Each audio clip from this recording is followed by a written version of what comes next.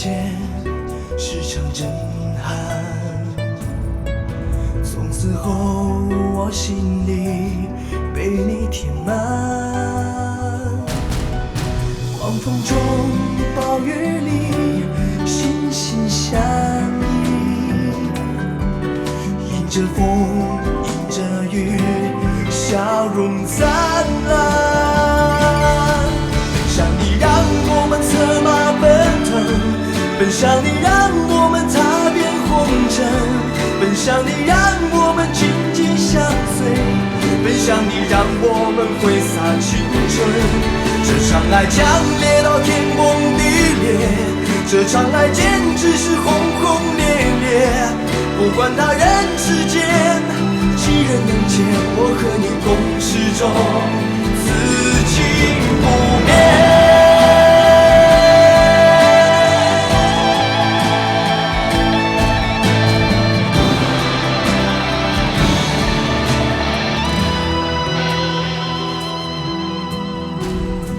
曾经让你哭，陪你流泪，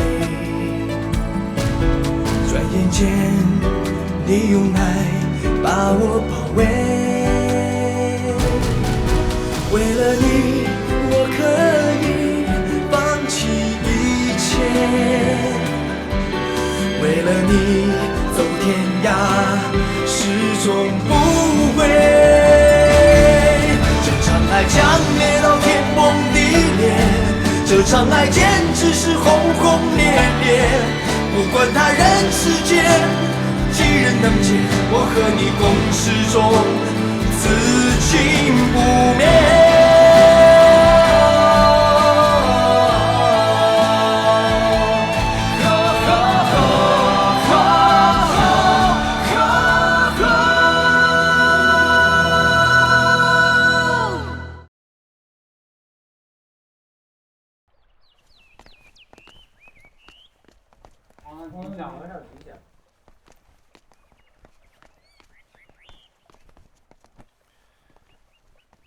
你们都坐下来。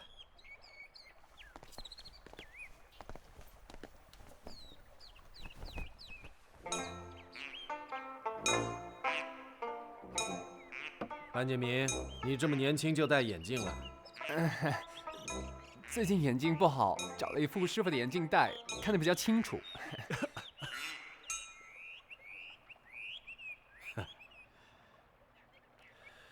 这次劫狱的事情，朕就不再追究了。你们4个以后一定要收敛一点。2个丫头也逐渐恢复健康，现在朕最着急的事就是尔康和赛亚的婚事了。皇上，臣不能娶赛亚公主，请您三思啊。朕对于你的心事早已心知肚明啊。你想想看，朕那么喜欢紫薇，她的心上人，朕怎么舍得配给蒙古公主呢？但是皇上的承诺是一言九鼎，不容反悔的。朕和你还有紫薇都必须做出一番牺牲，这是身为一个臣子和一国之君必须付出的代价。皇阿玛，您再想一个办法吧。您不知道，曾经紫薇对尔康真的山盟海誓地说过一句话：山无棱，天地合，才敢与君绝。皇阿玛，您怎样才能让山变得没有棱角，天和地合在一起呢？只有这样，他们2个才可能分开。山无棱，天地合，才敢与君绝，是吗？紫薇说的。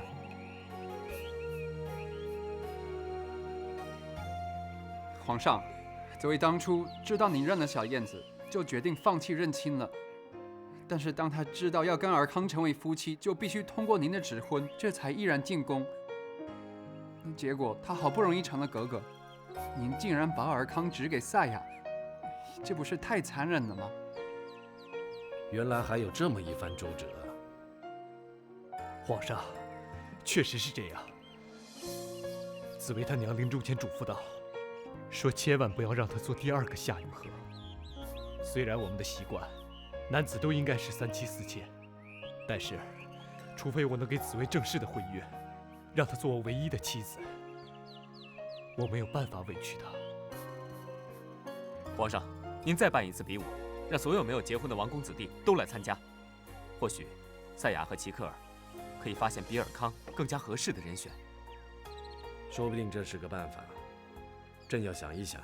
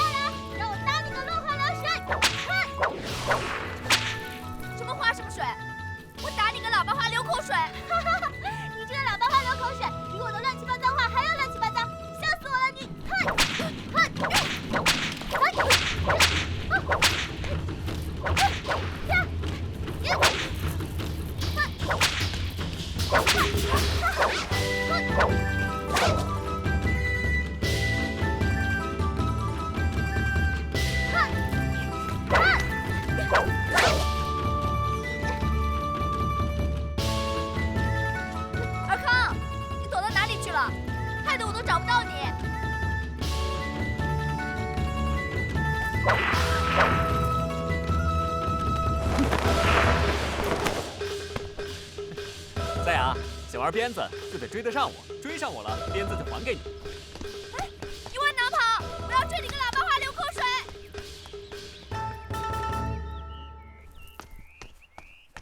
花妈，你们在商量什么呀？根舅，你眼睛怎么了？没什么，只是有点模糊，需要戴眼镜。模糊？眼睛怎么会突然模糊啊？这个眼镜怪怪的，好丑啊！让我看看。Wait, no！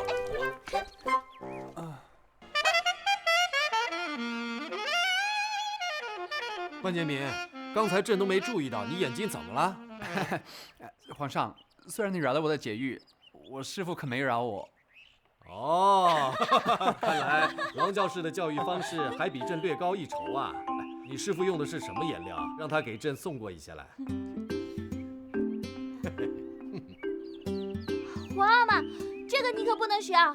我是姑娘18一朵花，你要在我脸上画个大熊猫，我可怎么见人啊？那朕就在你脸上画一朵花，你还是姑娘18一朵花。皇阿玛！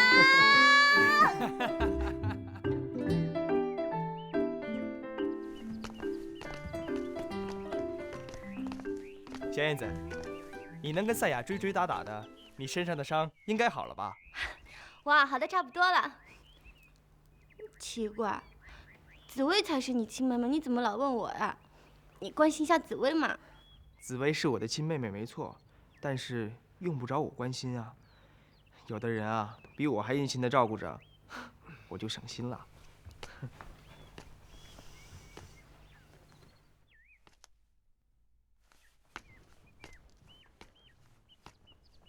笨舅，你在想什么呀？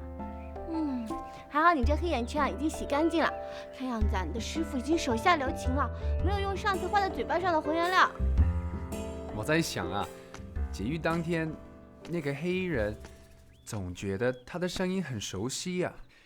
那个黑衣人武功那么高强，恐怕不是什么泛泛之辈。可是他是从哪里冒出来帮助我们的呢？小燕子，你到底有多少江湖朋友？那天的大街上还有崇拜者送你鞭子，劫狱时还有黑衣人出手相救，到底是怎么回事？什么怎么回事？我跟你们一样是一头雾水的呀。你这口气，你是在怀疑我啊？只有你才有可能认识江湖上一些奇奇怪怪的朋友。什么是奇奇怪怪的朋友？就算有，你是瞧不起江湖上的人了。我也是来自江湖啊，总之你就是瞧不起我就对了。谁说我瞧不起你了？嘿，你们两个是怎么搞的？没说两句话又吵起来了。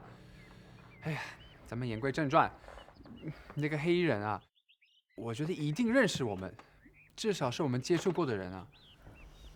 我认为，那个黑衣人一定是我们的老朋友，就是那个一萧一剑走江湖的萧剑。萧剑，不可能，不可能！我们上回试过他的身手，他连我都打不过呢。他怎么可能会是武功高强的黑衣人呢？不可能，不可能！声音倒是挺像，这里面一定大有文章。不过那个萧剑来无影去无踪，我们也没方法找他确认。在这个谜团没有解开之前，我们还是小心为妙。我总觉得我们身边有一股神秘的力量在盯着我们，大家还是要当心。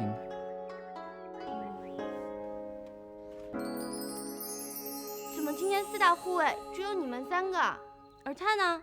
而太人啊，被赛亚缠住了。啊？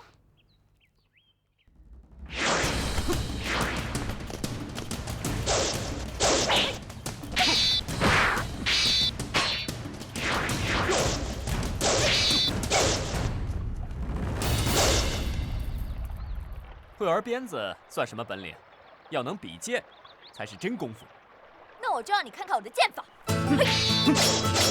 你们蒙古姑娘都只会这么一点功夫啊？我看你连剑都拿不牢。谁说谁说？你当心我在你身上打洞！在我身上打洞，有志气。只怕我的身上没有洞，你的衣裳会被我的剑绣上几朵花。这是梅花，有5片花瓣，是小小的一朵。如果是菊花，花瓣可就多了。你是怎么练的？你居然敢在我衣服上打洞！不是打洞，是绣花。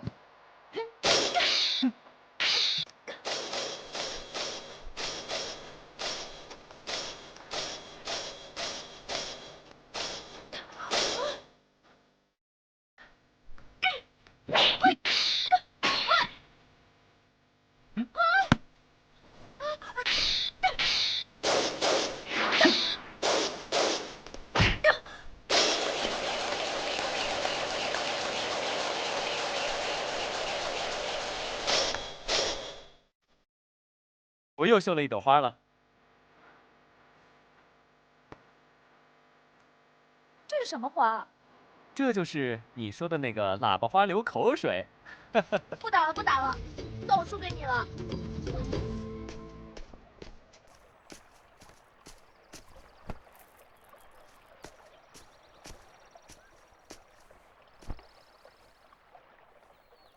你们蒙古姑娘都和你一样漂亮吗？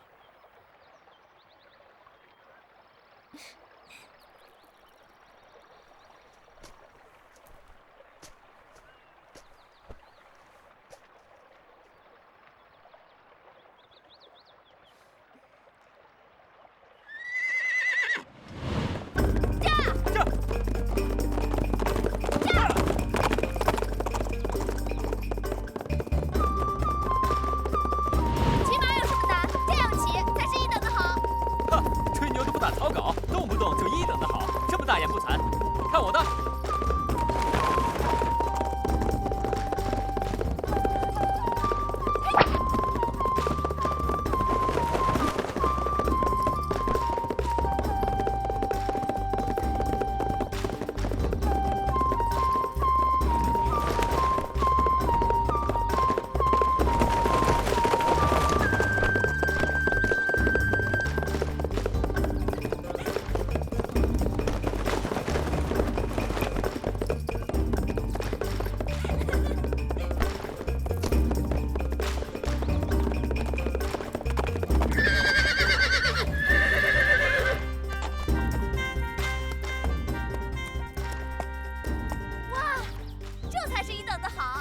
什么一等的好？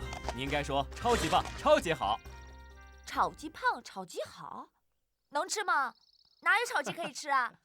我打得很饿，现在不是大眼不馋，是小嘴很馋呐。我看啊，你跟小燕子说不定是双生的姐妹，一个被蒙古的亲王弄去做了公主，另外一个流落到北京成了还珠格格。小燕子爹娘还不知道是谁，我看应该从你身上着手，好好的调查一番。哼，你叽里咕噜的说些什么呢？我说你很可爱。切！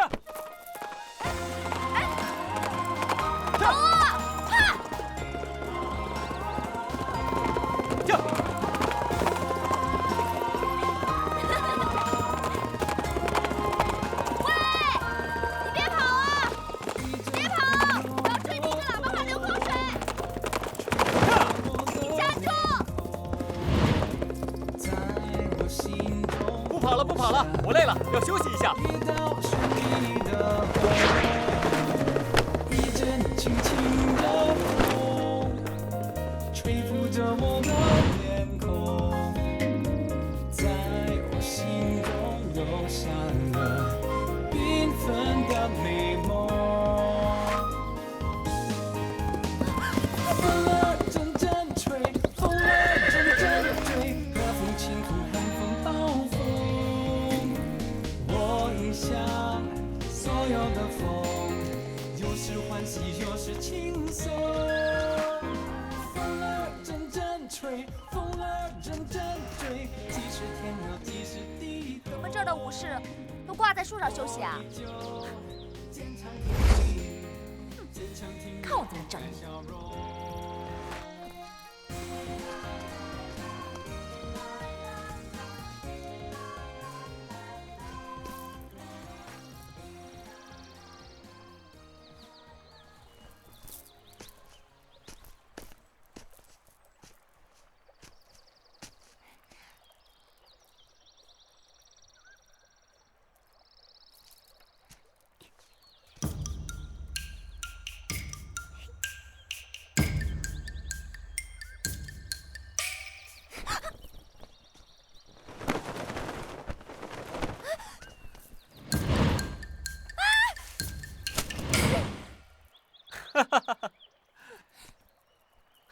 我们的武士都是这样练功的。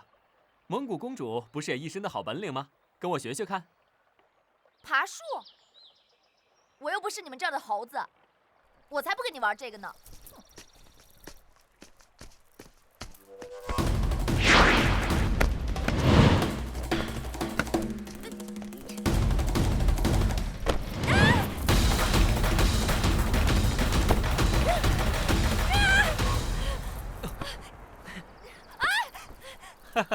原来蒙古公主只会骑马，不会爬树。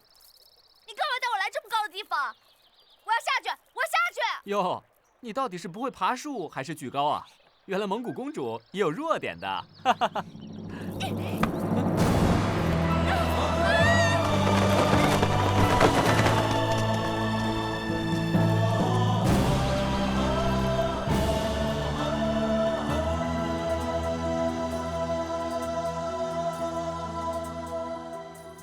满族的武士都有这么好的功夫啊？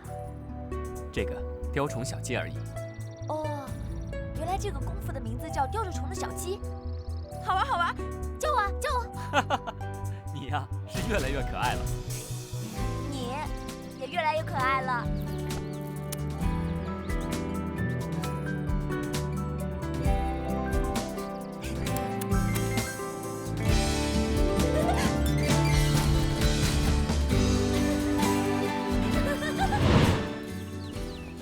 真把我愁坏了，真没有办法。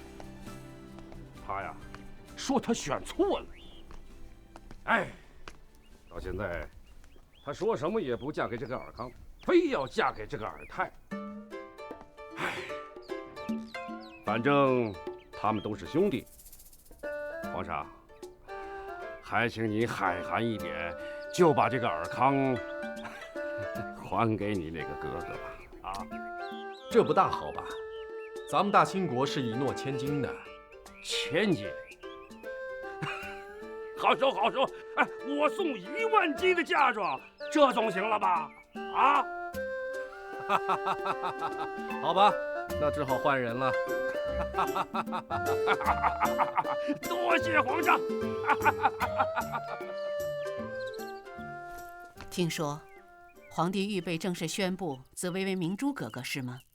是啊，现在赛亚选了尔泰，朕呢要封他为贝子，让他们成婚。趁此机会呢，也想把紫薇的身份给定下来，封她为明珠格格，指婚给尔康。朕呢也不准备撤销小燕子的格格头衔，想把她指婚给永琪，这样几个孩子就各得其所了，一切圆圆满满。不行，万万不行啊！为什么万万不行啊？皇帝，你想想看，当初你封了《还珠格格》，连街坊间都盛传，那是你流落民间的亲骨肉。现在你把它指给永琪，岂不是乱伦？可是小燕子并非朕的亲骨肉啊！你知我知，但是老百姓知道吗？这个真真假假的故事，已经是说不清讲不明的故事了。而且，永琪在所有的阿哥里面，是文武全才的一个，你对他也有最高的期望。小燕子虽然还有还珠格格的称谓，但毕竟来自江湖，如何能够成为未来的国母呢？她有这个威望和这种气质吗？能够领导将来的3宫6院吗？老佛爷说的确实有理，朕的确没想这么多。再说，封紫薇为明珠格格，目前也是不可行的事。为什么呢？小燕子不指给永琪也就算了，紫薇这个格格是千真万确的，也是朕欠她的，为什么也不能封呢？我也喜欢紫薇，但是人尽皆知，夏雨荷的信物是还珠格格的，现在又说是明珠格格的，依然还是那句话，如何说服百姓，说服宫闱呢？朕一定要说服百姓，说服宫闱吗？这话不能朕说了算？皇帝，你自己再想一想。如果要封紫薇，也不能急在一时，必须再找一些铁证才行。要不然，你不是爱他，你是害他。多少人嫉妒他，多少人不服气，多少人想要暗中计算他，甚至除掉他。皇上，你再考虑考虑。难道就要委屈她在宫里面当一辈子的宫女吗？那倒未必。现在，宫里已经称呼她紫薇格格了，你也认了她。目前，这样就够了。你想想，正式册封又要昭告天下，先是还珠格格，再来明珠格格。到时候，像折扇、画卷这类的玩意儿会层出不穷。皇帝做亲王的时候就喜欢微服私访，你有没有把握不会再出现什么史签、玉坠、折扇这些东西呢？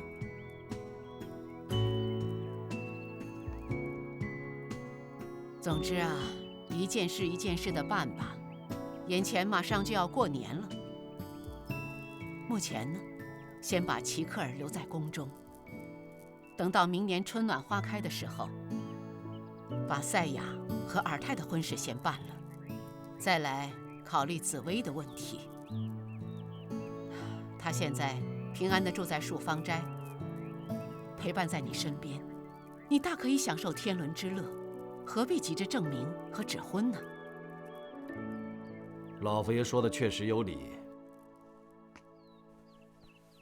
那么现在就先筹备尔泰的婚事吧。哦，对了，齐克尔要求婚后啊，尔泰要先去蒙古住1年，再让小夫妻定居北京，和三格格一样，朕已经答应了。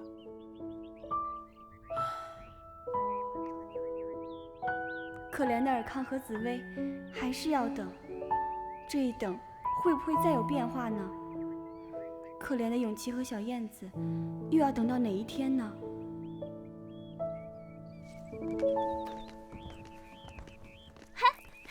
尔泰，春天一到，你婚礼就到了，你这新郎官可高兴了吧？不过听说你结完婚就要马上去蒙古，要1年以后才能回来啊。就是，也不早说。那个赛亚坚持要这样，还说在蒙古还要办一场婚礼，真烦。我真没想到，你是我们4个当中年龄最小的，却是第一个结婚的，我真有点羡慕呢。羡慕？那个时候传说要指婚给你的时候，你好像可不是这样说的。我羡慕的是你这个第一，看看我有没有机会抢个第二呢。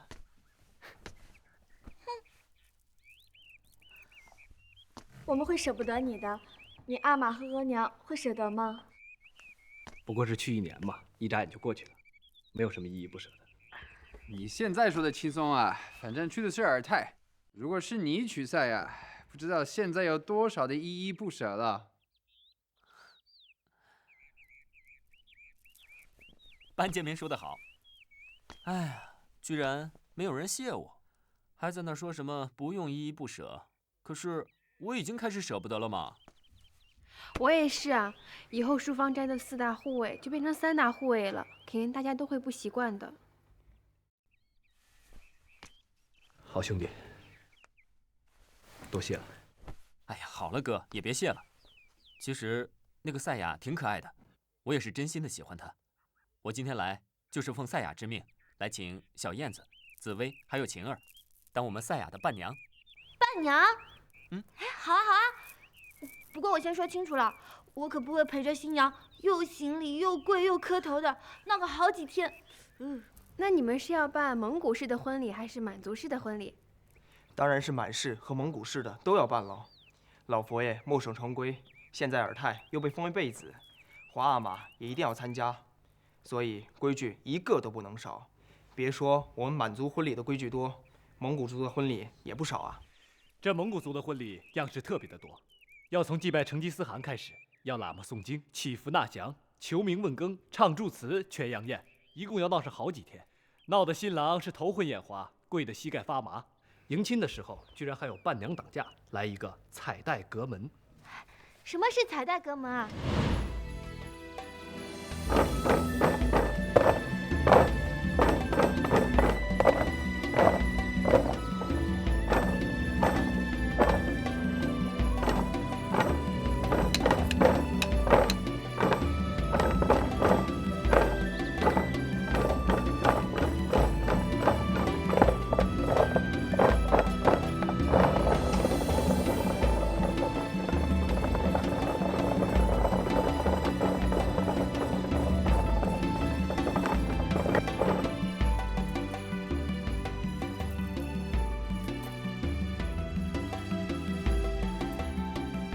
帽子歪了歪了，你们别笨手笨脚的，快给我戴好呀！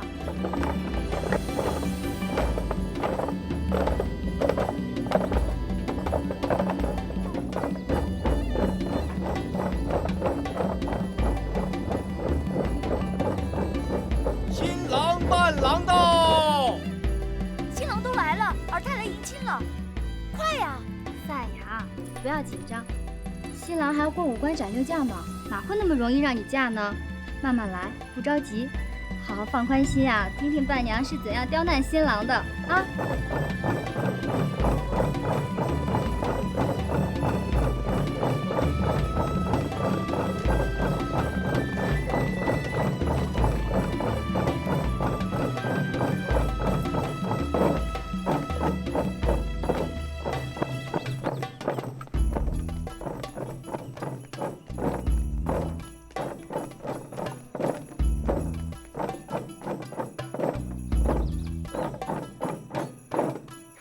开门，请开门！新郎前来迎新人，你家见了我们来，怎可关着那大门？难道嫌我们来的人不够多，还是嫌我们错过了时辰？不开，不开，不能开！要想打开门，先要通过伴娘们。只要新郎答对了我们的题，我们就立刻开门。第一题，什么是四书？这是什么题目？又不是在上季师傅的课。小七有诈，要动动脑筋。管他呢，答题就是了。四书就是《论语》《孟子》《大学》《中庸》。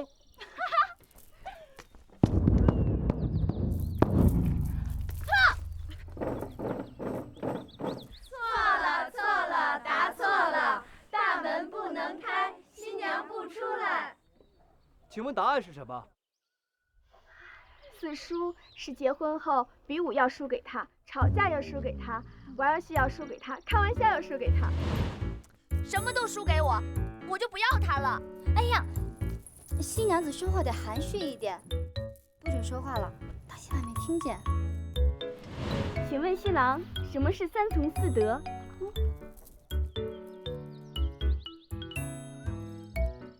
这不是女人要遵守的事情吗？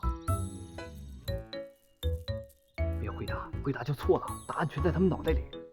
标准答案不能答，那该怎么答？三虫是百足虫、毛毛虫，还有小虫子我。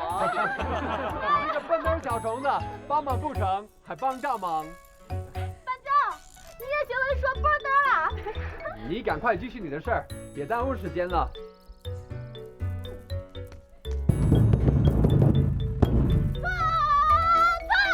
错了，错了，答错了。大门不能开，新娘不出来。三从啊，是在家要依从他，出门啊要服从他，争吵了要顺从他。四德呢，是敷衍、敷德、敷容、敷公。敷容是丈夫要容忍，敷公就是丈夫要有第一等功夫。这样的老婆还能娶吗？好了好了，小燕子又不会跟你去蒙古，这些只是刁难而已。这个《还珠格格》，他在欺负我的新郎，那些题目我都听不懂。这个伴娘队是在帮你呀，他们在教新郎怎样将来去疼爱你，如何做个好丈夫。这呀是耳提面命、机会教育。你怎么生气呢？请问新郎，大毛公和小毛公是什么？这不是紫薇进宫时皇上问他的问题吗？答案绝对不是毛亨和毛长。请问是什么呢？大毛公啊，是不能当一毛不拔的老公。小毛公是不能当吹毛求疵的老公。老公就是广东人说丈夫之意也。错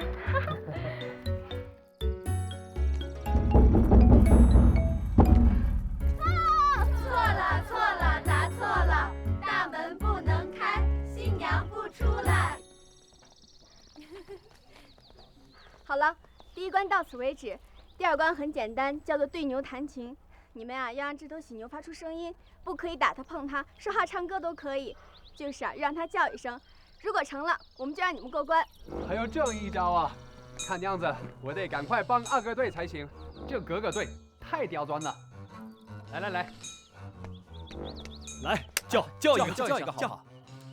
叫啊！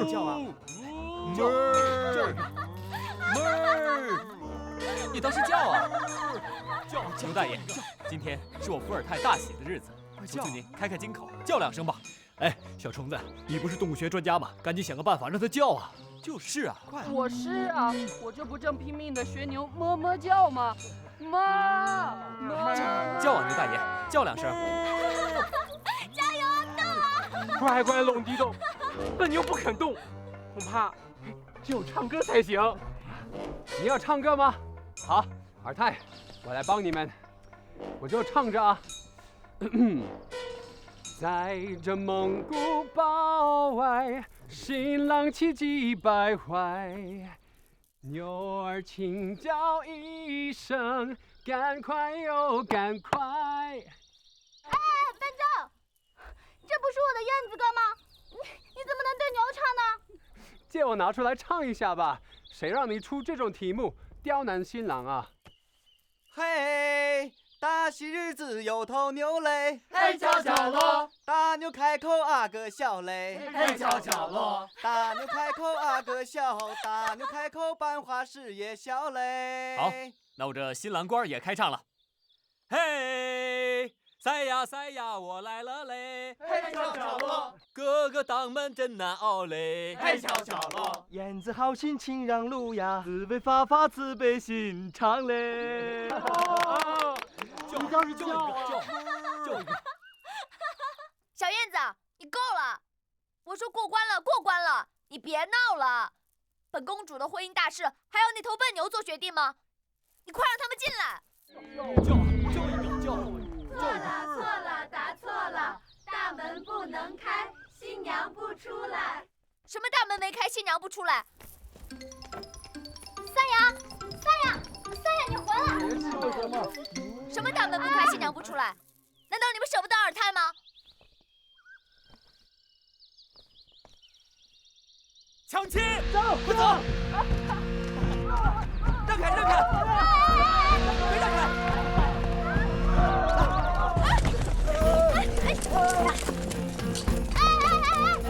不好，走！哎呀，新娘子，你怎么自己看不出来？闪！你快让开！让开，小燕子！来，不好，快跑！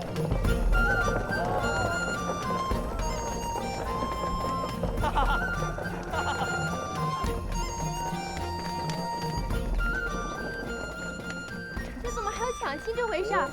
这是节目里的吗？哈哈，抢亲也是蒙古婚礼的习俗之一，这是二哥队的秘密武器。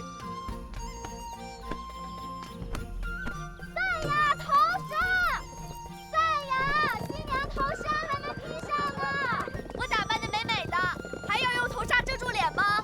新娘子就是要给别人看的，怕什么？让我们红尘作伴，活得潇潇洒洒，策马奔腾，共享人世繁华，对酒当歌，唱出心中喜悦，轰轰烈烈，把握青春年华。让我们红尘作伴，活得潇潇洒洒，策马奔腾，共享人世繁华，对酒当歌，唱出心中喜悦，轰轰烈烈，把握青春年华。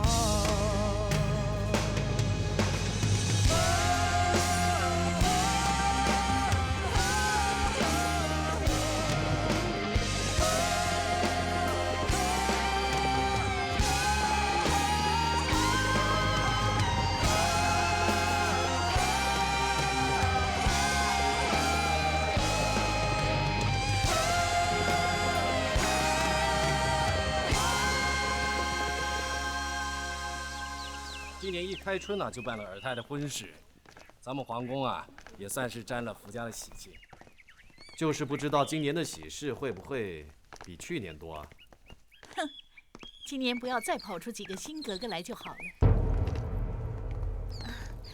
其实去年2位新格格给宫里带来了很多新气象，这种喜事啊是可遇而不可求的。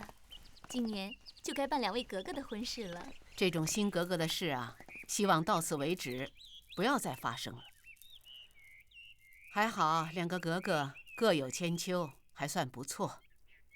现在也懂得晨昏定省了。紫薇马马虎虎，这小燕子还要经过一点时间才能成器。老佛爷，您就别挑剔了，他们2个，一个有文采，一个有武功，加起来就是文武全才。您老人家怎么还不满意呢？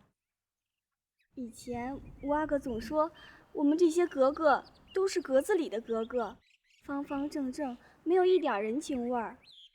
自从小燕子和紫薇进了宫，他才明白，原来也有这种不在格子里的格格，又有趣又活泼。永琪和小燕子还是走得很近吗？大家都在宫里，又一起上课，可能天天能见面吧。希望老佛爷早日做主，给永琪指一个门当户对的婚事，也好让他早些定下心来。真要做主，只怕于妃不乐意。皇上说哪儿的话呀？只要不是小燕子，臣妾一定乐意。那小燕子和永琪，好歹有过兄妹之意，恐怕不能见谅于天下吧。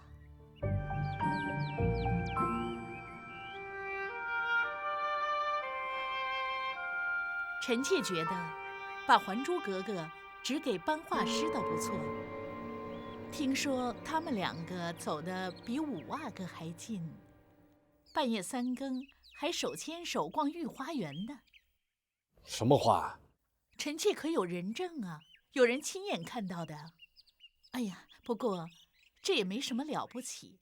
还珠格格她来自宫外，皇上说过，不能用宫中的规矩限制了她呀，这是她的自由啊。冤枉啊！去年出巡时，我们可是在一起生活了3个月。小燕子完全把班画师当哥们儿，班画师更是谨慎，傻乎乎的像个教士。皇后娘娘，您就别开他们的玩笑了。大清自开国以来，还没听过把格格只给外国人的。皇后娘娘的几句玩笑话，只怕传出去不好听啊。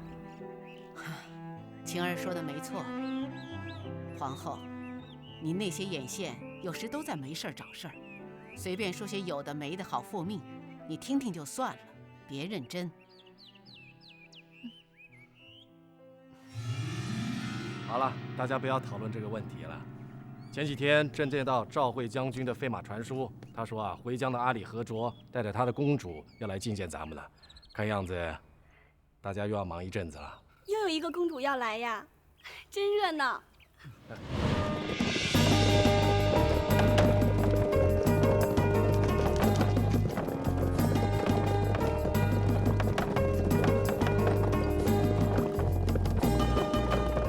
Malika, so'ysizlar.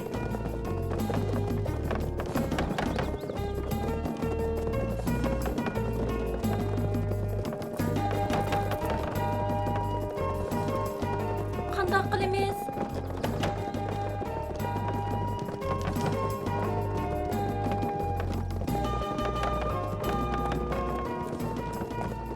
Barxon, siz bizning mulkimiz uchun bejiq ketib borsiz. Qaranglar, bizning mulkimizning qismini qaysarlar? Siz endi joyli qilmang, otingiz sizni faxrlandi.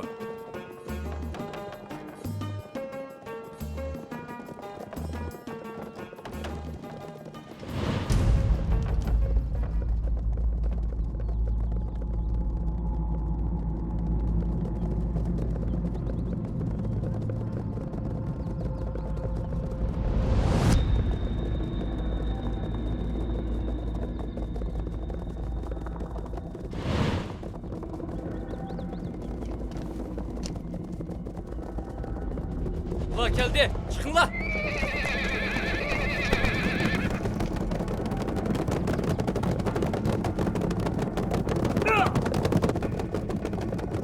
Komutanlar! Melikini komutanlar! Melikini komutanlar!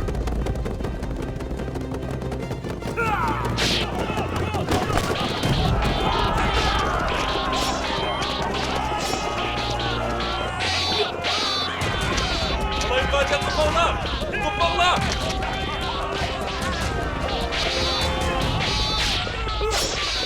Melikini çıkılak komutanlar!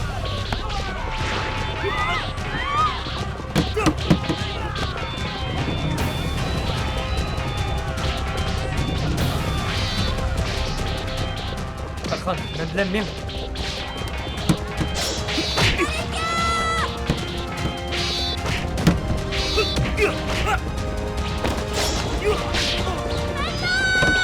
Barxon!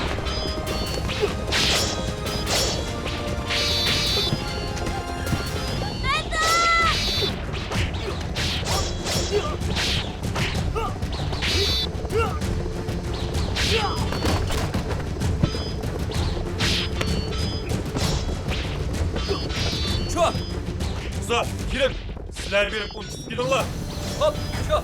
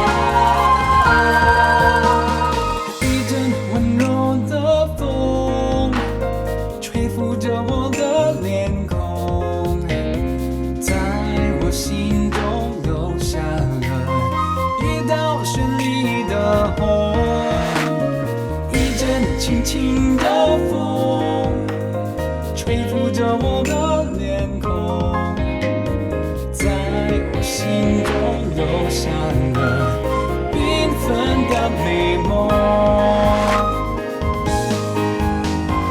风儿阵阵吹，风儿阵阵吹，和风清风，寒风暴风。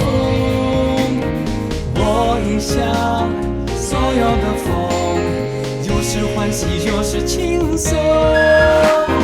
风儿阵阵吹，风儿阵阵吹，即使天塌，即使地动，我依旧坚强挺立，坚强挺立，不改笑容。风儿阵阵吹，风儿阵阵吹，风儿阵阵吹。